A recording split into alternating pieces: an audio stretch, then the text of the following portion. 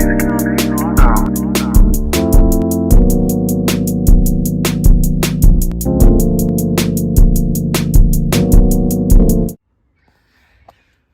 right, guys, working on a worst case scenario slide room.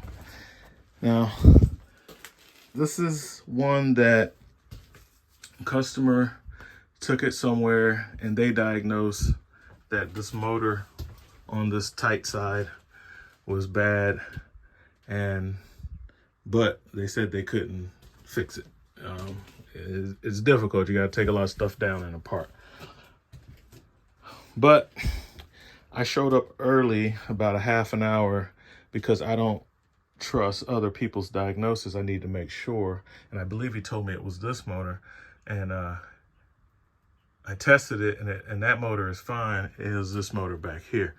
So I never trust someone else's diagnosis. Now, this slide was all the way in, which is a bit of a worst case scenario when a motor is like locked up, and that's what this is. The motor's locked up, the room's all the way in, and there's a retaining screw that holds these motors in from the outside. So let's take a look at that.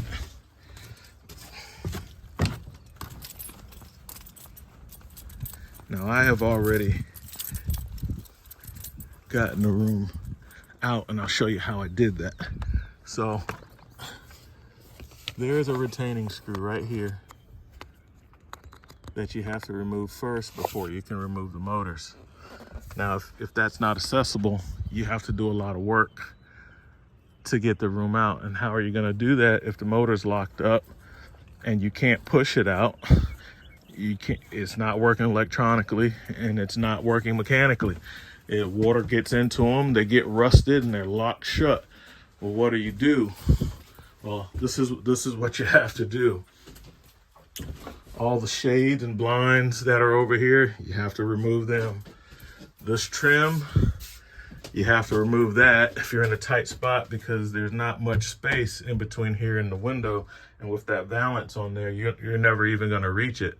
So you have to remove this trim, the backing board, the corner mold, just to squeeze back here to even be able to touch your motor to like test it.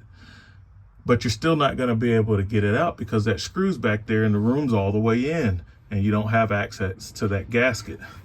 Well, you have to remove all of the screws for the H column for the Schwintek system so that the box can slide independently, because the only thing that moves the box is the fact that these tracks are bolted onto this room. So before you can even get to the job of changing the motor, which is just a 1-hour job, but first you have to gain access to it, and that's what costs the money, because all of the stuff that you take apart, you have to put back together. So the hours are just racking up. So you have to, you don't have to remove the H column, but you have to unbolt it and then get the room out like I did. So you can see I had to remove the bottom, and you can see I just pushed the room out just a few inches, and then I'm going to use a bit ratchet to get in there and to remove that retaining screw. But the first thing you got to do is you got to get this room out. And this is how either you're going to do this, or you're going to cut off, which I've done before, or you're going to cut off it. And it was kind of necessary because you couldn't even get to it you couldn't even get to this side the way the camper was made. So I had to just cut off the facial trim on the outside to get to that screw and then replace that trim. But yeah, in a situation like this, you're going to be removing these two H columns, because you can't pry that up. You're going to damage the block. You're going to damage, there's so much stuff. The stuff is aluminum, and it's just not going to work. So you're going to end up replacing a whole H column, which costs a lot of money. So you just remove it, as you can see here. Take all the screws out of it. I had to use some special tools, right angle, Had to use a lot of prayer. Had to use a offset bit that I had from DeWalt to get the final screws that were way at the back. And I don't see that little offset bit right now, but I had to use that as well. Oh, it's in the drill out there. I'll take you to it. That offset bit. And you know, you gotta take the mattresses out. You gotta move a bunch of stuff. And once you get access to the motor, then you can remove and replace the motor. And you know, that's an hour. But taking the camper apart, that's more. So this is the this is that offset bit. So you couldn't go onto those last screws straight on because they were kind of in a corner. So I had to use this little offset bit. Gives me that little bit of angle so I could have my drill there, but my bit is here, and I was able to get them. So now the job is to get the retaining screw out. Of course, I'm gonna use my little Icon Frankenstein ratchet that I made to take 1/4 inch extensions to make the handle as long as I need it to be. And that's what I'll use to get that out. After this retaining screw is taken out, then we can replace the motors. Reassemble the H-column assembly, and then the room can be moved in and out. All right guys, so this is the setup. See, so the long handle, nobody makes bit ratchets as long as you need them. So you kind of got to make your own tools sometimes. But I'm hitting that screw, and I'm using this Icon ratchet with my hand way out here, so I'm not hitting the slide topper, and I'm just slowly getting that screw out. And you can see the head of the screw a little better now. It's right there. So guys, we had to do all that work just to get to this little screw. I hate this design. I think this is a poor design because when the room is stuck in and you need to change your motor, you have to go through great lengths to get this out without tearing up other things, you know. And a customer shouldn't have to pay for a whole H-column assembly because somebody took a big pry bar like that and just broke the motor out and tore up a bunch of other stuff too. You know, people, and I'm sure that happens, but I'm showing you the proper way to do this without costing your customers a lot of money. You know, the customer doesn't need a whole H-column assembly because the motor is seized up. You know, either you're gonna cut that trim on the outside and they're gonna buy a piece of trim, or you don't even have to do that. If you have access to this side, you just remove the H-column from the box and push it out so that you can go out there. All you need is a couple inches. You saw how I used that little small ratchet there to get in there, and with a short 1-inch bit, and then take that screw out. Once you do that, you can come back on the inside and take a little pry bar and just pop that motor out. So 'cause that's the only thing that's holding the motor in, is that retaining screw was preventing the motor from coming out. So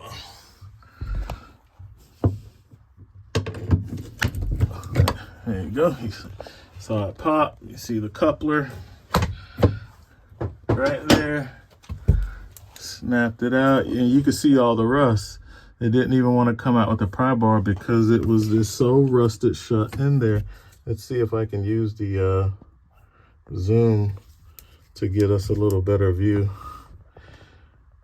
See, it's just rusted. The whole thing is just rusted and locked up. So I'll finish pulling this out and put the new motor in. That coupler, I hope it's good. I might have some on the truck, depending on the pattern for the torsion bar.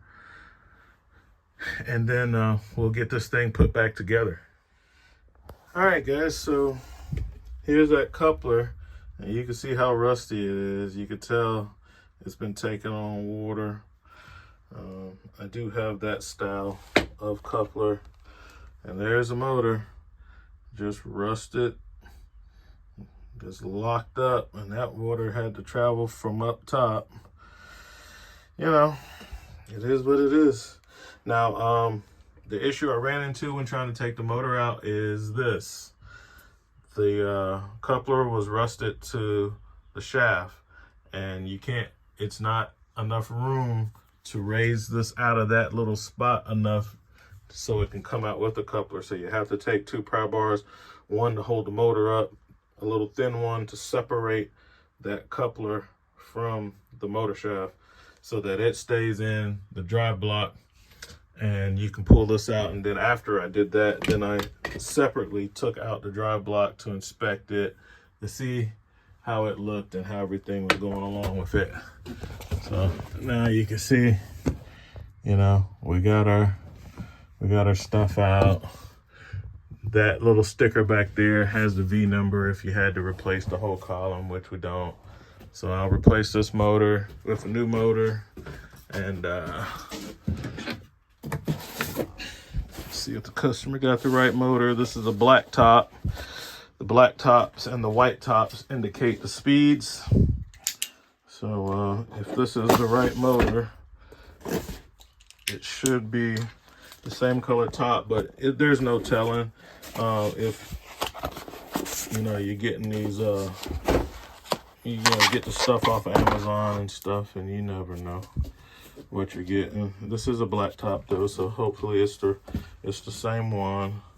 I like the shrink wrap around it. He said he ordered it by the Lippert model number, so that's good. If they're the wrong speeds, the room will never sync together. One side of the room is always going to travel faster than the other. You'll never get it to sync up, and that'll be a problem. That's why I recommend replacing these in pairs.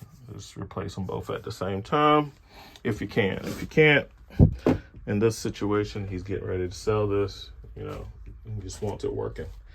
So I'll get this new motor put in, and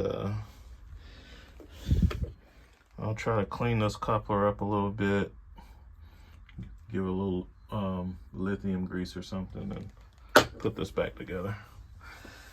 And then I'll go outside, push the room back in, put most of the screws. I don't have to put all those screws. I don't have to fight with those ones that are way at the end. All I got to do is get a fair amount of screws in it. Then I can run the room out and put the outside screws in. And that's going to make life easier for you. After that, the last step will be reassembling everything that you took down. So that will be the last step. Looks like he had a leak that might have contributed. The leak on this back cap might have contributed to that. I don't know. But I'm not here to look at that. I'm just fixing a room. All right, guys. Okay, guys. So before you put the motor in, the track should move freely. I take this time to go ahead and lube this thing up with my power lube. It's gonna help everything move together a lot better and not bind. In these little top tracks here, that's what I'm lubing, right at the drive block and all the way down the track, okay, on the top and the bottom. And once I do that, then push by hand before you put the motor in, push the tracks out so you can get it back in the same position. And you're going to be able to easily tell that because the old holes are there, and you're going to reuse the same holes that you removed it from. Now, after you've pushed that track back to make it even with the box, because I pushed the box out a few feet, right? Because I want to be able to have easier working room. So now it's easier for me to reach this motor. So I pushed it back a few feet, a couple feet. Once you get that motor seated, if you can't get it seated because it's kind of hanging up, I spray a little power lube on that coupler because it was rusty. on the shaft and it help it go in. If it don't, just as you push the room with the tracks, it will fall into place. All right. So now that it's into place, now I'm going to put my screws back in. Get as many as you can comfortably. It will work without all the screws being in it. So on the bottom, I'm getting the ones that are easy. So I'll go all the way to about right here, and then I'll hook this cord back up, my data line and my power line back to the motor, and I will use the controller to push the room all the way out. Just about, because I don't have this fender on here. I don't have this trim on here, so I don't want to overextend the room. So I'll stop it short, but that will be more than enough to get the rest of the screws in. And then I'll bring it all the way in to sync up the motors, okay? And go through that syncing procedure. So, of course, I'll be doing this in override mode the whole time because the room is not in sync right now. So that's what you want to do to get this back together. You want to make sure you go back into have the tracks, the top and bottom tracks need to be in the same spot, and they're going to move together as you push this because it's all assembled into the torsion bar because you did not fully disassemble the H-column assembly, okay? So that should work out pretty good for you. This is a really good video, guys, for my techs and for my owners, because if you get into this scenario, which I call a worst case scenario, you know, the motor is in, it's the original one, it has a set screw in the back, and you can't remove the set screw, so you can't remove the motor. This is what you have to do to get that box out. 2 or 3 inches is all you need, so that you can remove that set screw and remove the motor and finish working on this thing. All right, now that we got all that done, we're able to extend the room. We can get back up there, put that set screw back in there. Unfortunately, you do need to put it in there. It's there to keep the motor from jumping out in transit. I hate it. When I can relocate it to the inside, I do. But these are the holes that we couldn't get to. Now we can easily get to them from outside the unit. And then we will worry about syncing up the room, which I don't know if you could tell in the video, but it's about 3/4 of an inch off from front to back. So I'll have to, after I get this done, I'll have to sync up the room.